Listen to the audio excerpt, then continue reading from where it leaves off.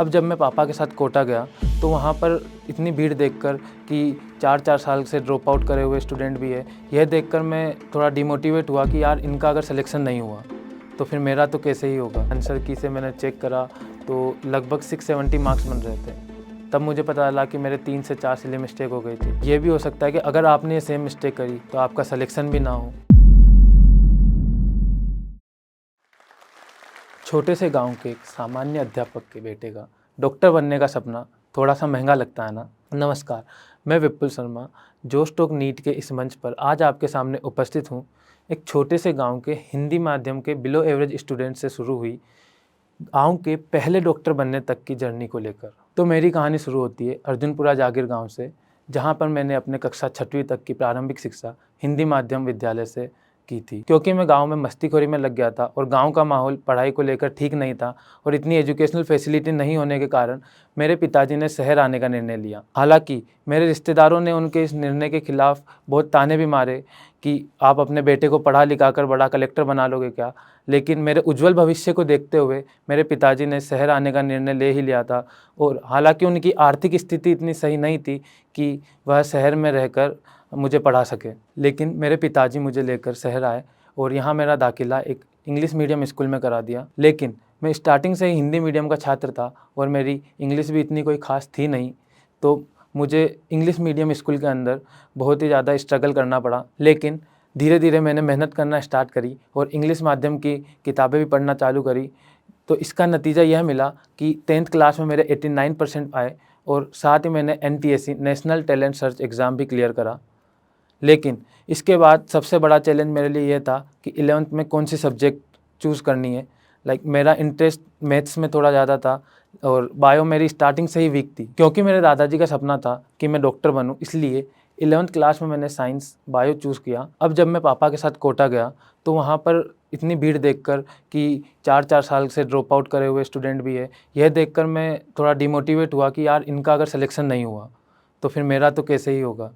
तो फिर मैंने और पापा ने वापस अजमेर आने का निर्णय लिया। अब अजमेर आने के बाद अजमेर में भी 2 कोचिंग इंस्टीट्यूट थे, तो मैंने सेल्सियस में जाने का निर्णय लिया था।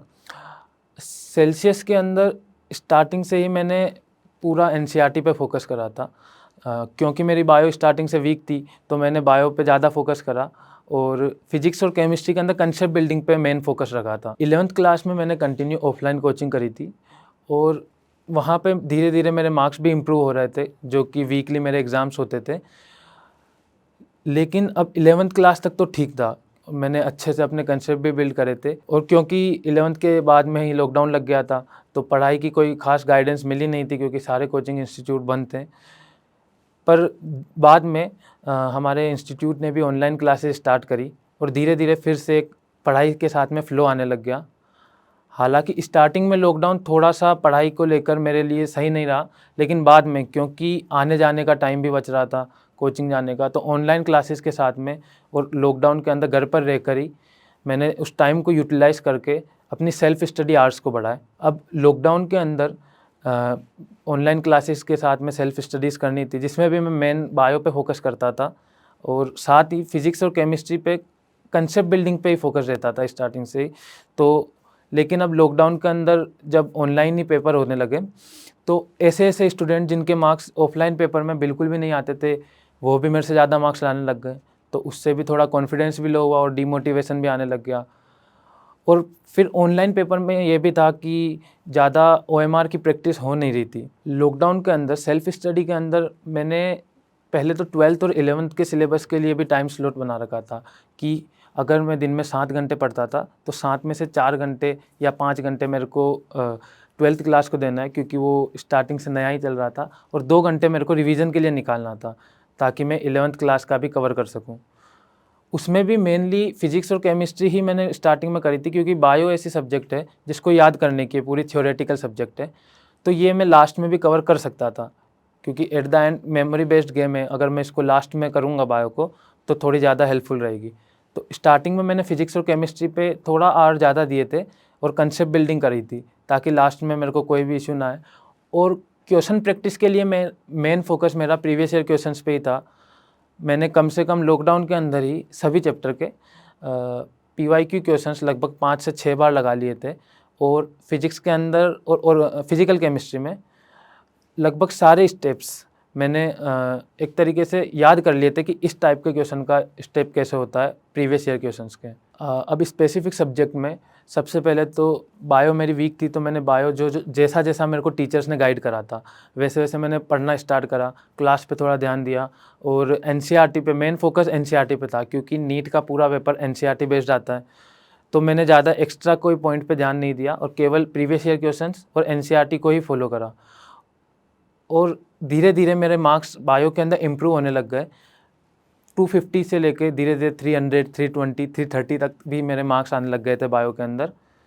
तो बायो में तो मेन फोकस एनसीईआरटी पर ही रखना है। जो क्वेश्चंस प्रीवियस ईयर में आए हैं और एनसीईआरटी के बाहर से हैं, मतलब आउट ऑफ एनसीईआरटी सिलेबस है, तो उन क्वेश्चंस को मैंने एनसीईआरटी के अंदर ही लिख लिए थे ताकि जब मैं एंड में एनसीईआरटी के पॉइंट्स रिवाइज करूँ तो मेरे को बार बार प्रीवियस ईयर क्वेश्चंस की बुक ना खोलनी पड़े और सीधा एक फ्लो के अंदर एनसीईआरटी के साथ ही वो टॉपिक भी कवर हो जाए। क्योंकि नीट में फिजिक्स का पेपर बिल्कुल फॉर्मूला बेस्ड आता है, तो मैंने मेन फोकस फार्मूलाज पे रखा और बेसिक क्वेश्चंस लाइक एनसीईआरटी के एग्जाम्पल करें और प्रीवियस ईयर क्वेश्चन पे ही पूरा फोकस था। अब केमिस्ट्री के अंदर मेन तो फिजिकल केमिस्ट्री थी, तो वो भी फार्मूला बेस्ड आती है। तो क्योंकि मेरा फिजिक्स स्ट्रॉन्ग था और काफ़ी चैप्टर्स सिमिलर होते हैं फिजिकल केमिस्ट्री के अंदर और फिजिक्स के अंदर, तो उसमें मेरे को इतनी कोई दिक्कत आई नहीं थी। ऑर्गेनिक केमिस्ट्री हमको अभिमन्यु सर ने पढ़ाई थी सेल्सियस में, तो उन्होंने भी स्टार्टिंग से ही बेसिक चीज़ें कवर करी थी जिससे कि जो आगे के चैप्टर्स है उनको ईजिली कोरिलेट कर सकते हैं। और इनऑर्गेनिक केमिस्ट्री जो कि प्रॉपर थ्योरेटिकल बेस्ड थी, तो उसमें भी मेरे को कुछ चैप्टर्स के अंदर ऐसी दिक्कत आई थी कि लाइक याद नहीं हो रहे थे, बार बार भूल रहे थे। तो उसके लिए मैंने मेन उसमें पीवाईक्यू पे ही फोकस करा कि जो क्वेश्चंस किस टाइप के प्रीवियस ईयर क्वेश्चंस में आए हैं, और मैंने 5 से 6 बार लगभग प्रीवियस ईयर क्वेश्चंस लगा लिए थे एक पर्टिकुलर चैप्टर के। स्टार्टिंग में मैंने पीवाईक्यू चैप्टर वाइज करे थे, लाइक कोई भी चैप्टर कंप्लीट हुआ इंस्टीट्यूट में या सेल्फ स्टडी से, उसके बाद मैंने उस पर्टिकुलर चैप्टर का पीवाईक्यू कर लिया। और बाद में जब मेरा एक बार पूरा सिलेबस हो चुका था तो मैंने year wise previous year questions निकलवाए और उनको as a mock test practice करा था। और मेरा टारगेट ये रहता था कि मेरा paper complete with OMR filling 2.5 घंटे में पूरा हो जाए। हालांकि नीट का पेपर 3 घंटे का होता है, लेकिन मैंने उसको 2.5 घंटे में इसलिए करा था क्योंकि नीट के अंदर साइन करने में या फिर और भी बाकी डेटा और फॉर्मेलिटीज़ में बहुत टाइम जाता है। तो मेरा मेन फोकस था कि पेपर को 2.5 घंटे में ही कवर करना है ताकि पेपर छूटे नहीं नीट में। नीट के 1 महीने पहले तक लगभग मेरा पूरा सिलेबस एक बार कवर हो चुका था। अब लास्ट के मंथ में मैंने मेन फोकस केवल मॉक टेस्ट पेपर पे दिया था और मैं दिन के लगभग 2 और कभी कभार 3 पेपर भी लगाता था, लेकिन केवल पेपर देने से कोई ख़ास फ़ायदा नहीं हुआ, तो साथ में उसका एनालिसिस भी करना ज़रूरी था। तो मैंने एक अलग से कॉपी बनाई थी, लाइक मिस्टेक कॉपी जिसको कह सकते हैं। मेरी जो भी मॉक टेस्ट के अंदर मिस्टेक हुई थी मैंने उस कॉपी के अंदर साथ में नोट करता गया, और जब एंड के अंदर जब नीट के 2 दिन पहले मैंने पेपर लगाना बंद करा और मेन फोकस उन पे करा जो मेरे मॉक टेस्ट के अंदर जितनी भी गलतियाँ हुई थी। लाइक कोई भी स्पेसिफिक टॉपिक है तो वो मैंने उसके अंदर लिख दिया था कि इस टॉपिक को तो रिवाइज करना ही करना है नीट से पहले। साथ में ही मॉक टेस्ट का टाइमिंग भी ये था कि अगर मैं सिंगल पेपर लगा रहा हूँ किसी दिन तो उसका टाइमिंग भी मैंने 2 से 5 ही रखा था, क्योंकि मेरे को नीट का पेपर 2 से 5 के बीच में ही होता है।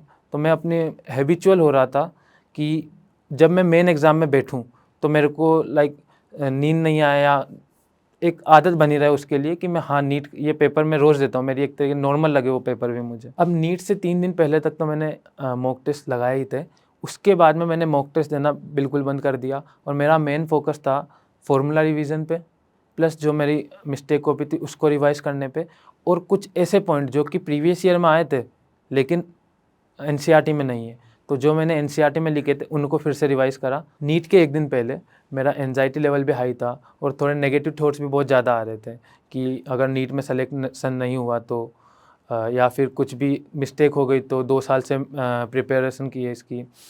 फिर मैंने अपने टीचर से बात करी तो टीचर ने मेरे को कहा कि आज ज़्यादा पढ़ाई करना मत, रिलैक्स रहो, एक बार जितना रिवाइज़ हुआ ठीक है, जो हुआ ठीक है, अब ज़्यादा नए टॉपिक पे भी नहीं जाना है।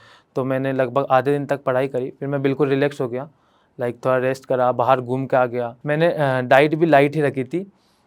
और उस दिन ज़्यादा पढ़ाई नहीं की थी। नीट के दिन क्योंकि कुछ पढ़ाई तो खास करी नहीं थी, और जब मैं सेंटर पे गया, मेरा सेंटर मेरे घर से लगभग 6 या 7 किलोमीटर की डिस्टेंस पर था, और मेरे पापा के साथ ही वहाँ गया था। तो वहाँ पे इतनी भीड़ देखी कि बहुत से लोग अब अपनी बुक्स ले लेके पढ़ाई भी कर रहे थे। अब मेरे को ये डिमोटिवेशन आया कि टीचर ने तो मना कर दिया था, तो मैंने पढ़ाई ज़्यादा करी नहीं, और वहाँ देख के कि सब रिवाइज़ कर रहे हैं या बहुत ज़्यादा ही पढ़ रहे थे, तो थोड़ा डिमोटिवेशन हुआ। लेकिन जब मैं नीट के एग्ज़ाम में गया, अब वहाँ पे ऐसा होता है कि 1 घंटा पहले बुला ही लेते हैं। अब वहाँ बैठे-बैठे भी थोड़े नेगेटिव थॉट भी आए थे कि क्या होगा अगर नहीं हुआ तो। हालाँकि प्रिपरेशन पूरी थी, लेकिन फिर भी ऐसा लग रहा कि सब कुछ भूल गया थोड़ा। तो फिर जब मैंने नीट का पेपर देखा, पेपर देख के मैं बहुत ज़्यादा ही ओवर एक्साइटेड हो गया, और इस ओवर एक्साइटमेंट की वजह से मेरे 3-4 क्वेश्चन गलत भी हुए थे। पेपर के बाद में मेरे को ये तो पता चल ही गया था कि हाँ 660 से 690 मार्क्स तो मेरे श्योर हैं। फिर मैं जैसे ही पेपर हुआ सीधा अपने इंस्टीट्यूट गया था। इंस्टीट्यूट जाते ही आंसर की से मैंने चेक करा तो लगभग 670 मार्क्स बन रहे थे। तब मुझे पता चला कि मेरे 3 से 4 सिली मिस्टेक हो गई थी, जो कि हाँ ओवर एक्साइटमेंट के कारण थी। अब जब नीट का रिज़ल्ट आया तो मेरे मार्क्स थे 665 और ऑल इंडिया रैंक 2150। यह देखते ही सबसे पहले तो मैंने अपने दादाजी से बात करी और उनको ये बताया कि हाँ सिलेक्शन तो हो ही जाएगा, इतने मार्क्स हैं और इतनी रैंक आई है। अब क्योंकि उनको इतनी नॉलेज थी नहीं कि सिलेक्शन होगा या नहीं होगा, उन्होंने सीधा एक ही चीज़ पूछी, कॉलेज मिलेगी क्या इस मार्क्स में? तो मैंने कहा हाँ कॉलेज तो मिल ही जाएगी। फिर उसी दिन मैं सीधा अपने इंस्टीट्यूट गया, वहाँ पे भी थोड़ा सेलिब्रेशन हुआ। फिर अगले दिन क्योंकि दिवाली थी तो मैं अपने पापा के साथ और पूरी फैमिली के साथ ही गांव गया, और गांव के अंदर जाते ही क्योंकि मैं गांव का पहला डॉक्टर बन रहा था, तो सभी गांव वाले ने मेरा स्वागत करा और वहाँ पे माला पहनाई। उस समय मैंने जब अपने पापा को देखा तो उनकी आंखों में खुशी के आंसू थे, और उस पल को मैं कभी भूल नहीं सकता। ये तो थी मेरी जर्नी। अब इसके साथ ही मैं आप सभी को एक सलाह भी देना चाहता हूँ कि जब आप पेपर देने जाएँ तो ज़्यादा ओवर एक्साइटमेंट नहीं होना है, क्योंकि मेरे तो 3 से 4 क्वेश्चन ही गलत हुए हैं। हो सकता है अगर मेरे ये गलत नहीं होते तो मेरी रैंक 500 से 600 के बीच में आ जाती। पर यह भी हो सकता है कि अगर आपने ये सेम मिस्टेक करी तो आपका सिलेक्शन भी ना हो। तो आपको इस चीज़ों का ध्यान रखना है कि नीट के पेपर के दिन जब आप जाएँ तो आपको बिल्कुल काम रहना है, न्यूट्रल रहना है कि पेपर अगर ज़्यादा अच्छा आ रहा है तो ज़्यादा ओवर एक्साइटमेंट भी नहीं दिखानी, और ज़्यादा अगर क्वेश्चंस नहीं हो रहे हैं तो ऐसा भी नहीं करना कि बिल्कुल डीमोटिवेट हो जाना या कॉन्फिडेंस लेवल की आते हुए क्वेश्चन भी गलत हो रहे हैं। तो पेपर को 2 राउंड में सोल्व करना, लाइक फर्स्ट राउंड के अंदर वह क्वेश्चन कर लिए जो बिल्कुल अच्छे से आते हैं, ठीक है, और सेकंड राउंड के अंदर उन क्वेश्चंस को कर लिया जो आपने पहले लीव कर दिए थे या जो आपको फर्स्ट टाइम पे नहीं बने थे। क्योंकि कुछ ऐसा होता है कि अगर अपने से फर्स्ट राउंड में कुछ क्वेश्चन नहीं हुए, एकदम से अपने माइंड में क्लिक होता है कि हाँ इसका आंसर ये होना चाहिए या ये पर्टिकुलर क्वेश्चन ये इस तरीके से सोल्व होगा। तो मेन चीज़ ये है कि आपको ओवर एक्साइटमेंट नहीं करनी है। प्लस अगर पूरी नीट प्रिपरेशन की बात करूँ तो मेन फोकस आपको एनसीईआरटी के ऊपर ही रखना है। एनसीईआरटी के बाहर ज़्यादा नहीं जाना है, क्योंकि लगभग 90 में से 85 टू 86 क्वेश्चन बायो के अंदर प्रॉपरली एनसीईआरटी से आते हैं, और रिमेनिंग जो 4 क्वेश्चन है वो भी वैसे तो एनसीईआरटी से ही आते हैं, बस थोड़ा घुमा देते हैं या ऑप्शन के अंदर कुछ ऐसे ऑप्शन दे दिए जो कि एनसीईआरटी के बाहर है, जो कि आप ऑप्शन एलिमिनेशन से सोल्व कर सकते हैं। तो मेन फोकस अपना 86 क्वेश्चन पे होना चाहिए, ना कि जो बचे हुए 4 क्वेश्चन हैं। और रही बात फिजिक्स और केमिस्ट्री की, तो फिजिक्स के अंदर तो मेन फोकस फार्मूला पर ही रखना है, क्योंकि नीट का पेपर पूरा फार्मूला बेस्ड होता है। साथ में केमिस्ट्री के अंदर अगर ऑर्गेनिक केमिस्ट्री की बात करूं तो आपको जीओसी जनरल ऑर्गेनिक केमिस्ट्री को स्ट्रॉन्ग करना है, क्योंकि उसी से बाकी चैप्टर भी आपके बहुत स्ट्रॉन्ग हो जाएंगे। और फिजिकल केमिस्ट्री में भी फार्मूला ही बिल्कुल ध्यान रखना, और इनऑर्गेनिक केमिस्ट्री जो कि थ्योरी बेस्ड होती है उसको स्टार्टिंग से तो करना ही है, पर मेन फोकस उसमें लास्ट टाइम में एक बार उसको अच्छे से रिवाइज करना ही है, लाइक उसके प्रीवियस ईयर लगा लिए, क्योंकि उसमें भी कुछ ऐसा होता है कि क्वेश्चंस तो रिपीट होते ही हैं, और क्योंकि वो पूरी मेमोरी बेस्ड है तो एक बार लास्ट टाइम रीडिंग ही ज़्यादा हेल्पफुल होगी उसके अंदर। ये तो थी मेरी नीट की स्ट्रेटजी। आपको इसमें से ये तो थी मेरी नीट की स्ट्रेटजी। आप अपनी नीट की स्ट्रेटजी कमेंट सेक्शन में बता सकते हैं, और आपको मेरी इस पूरी जर्नी से जो भी चीज़ अच्छी लगी हो या जो आप फॉलो करना चाहते हो वो प्लीज़ कमेंट सेक्शन में ज़रूर बताएं। और साथ ही जोश टॉक नीट का एक टेलीग्राम चैनल भी है, वहाँ पे आपको नीट से रिलेटेड सारी इन्फॉर्मेशन उसमें मिल जाएगी, तो आप वो भी फॉलो कर सकते हैं। अब मैं अपनी बात अपने पापा द्वारा लिखी गई कविता सुनाकर ख़त्म करना चाहूँगा, सुनिएगा ज़रूर। मुश्किलें आती है राहों में, हार जाता है तो हिम्मत, मंजिलें इतनी आसान नहीं, चुकानी होती है कीमत। तू देख बेज़ुबान पक्षियों का हौसला, तिनके तिनके से रचते हैं घोंसला। चींटी की सुनी होगी तूने कहानी, चींटी की सुनी होगी तूने कहानी, हर राह में हर मुश्किल में उसने ना हार मानी। साहस धैर्य और लगन, साहस धैर्य और लगन भर देती है इनमें जीत जाने की अगन। इसी अगन को तू अपने में भर ले, फिर तू कठिन परिश्रम कर ले। होगी तेरी मंजिल फिर आसान, तू कर गुजरेगा कुछ ऐसा कि दुनिया कहेगी तुझे महान, दुनिया कहेगी तुझे महान।